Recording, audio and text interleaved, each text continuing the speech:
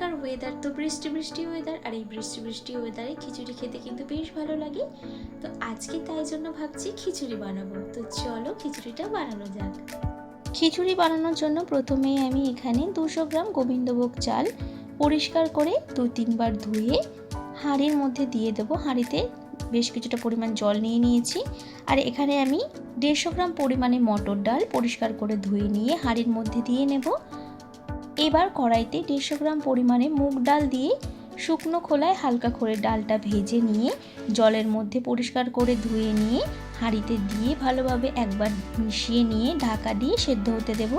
ততক্ষণে কড়াইতে সর্ষের তেল দিয়ে ডুমো ডুমো করে কেটে রাখা আলু দিয়ে আলুগুলো লবণ হলুদ দিয়ে বেশ লাল লাল করে ভেজে নিয়ে হাঁড়ির মধ্যে দিয়ে দিচ্ছি।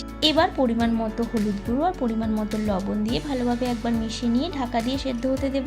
ততক্ষণে পাশে কড়াইতে দিয়ে দিচ্ছি পরিমাণ মতো সর্ষের তেল, তাতে ফোড়নে গোটা জিরে, তেজপাতা, শুকনো লঙ্কা দিয়ে ভাজা ভাজা করে টমেটো কুচি আর চেরা কাঁচা লঙ্কা দিয়ে আরও কিছুক্ষণ ভাজা ভাজা করে বেটে রাখা আদা দিয়ে বেশ মশলাটাকে কষিয়ে নিয়ে দিয়ে দিতে হবে জিরের গুঁড়ো আর ধনের গুঁড়ো আর সামান্য পরিমাণ একটু চিনি।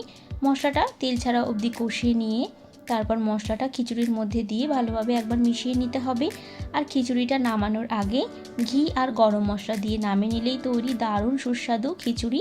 এই খিচুড়িটা তোমরা ভোগেও ব্যবহার করতে পারো। ওমা খেয়ে বলো খিচুড়িটা কেমন হয়েছে? খিচুড়িটা খুব সুন্দর হয়েছে, নিরামিষ খিচুড়িটা খুব ভালো হয়েছে। খাও তাহলে।